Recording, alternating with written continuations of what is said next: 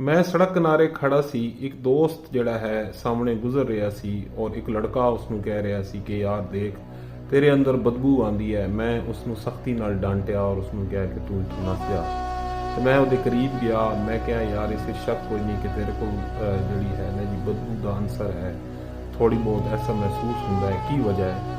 तो उसने मैं दस्या कि मेरा एक्सीडेंट होया जिसकी वजह तो मैंने जिहड़ा है छोटे पेशाब की नाली ला दी गई। वो थैली हर वक्त मेरे जिसम नाल हुंदी है जिसकी वजह तो जिहड़े गिरद गिरद थोड़ा बहुत ये बदबू का अंसर रहिंदा है। तो मैं ਉਹਦੇ ਉਹ प्लास्टिक की थैली ते हथ रखते ये सोचने लग गया कि ये बदबू बेसिकली साढ़े अंदर दी है कि असी इहदे इतने करीब हाँ, बावजूद इसके कि असी देख रहे हाँ लेकिन असी इसका कुछ नहीं कर पा रहे।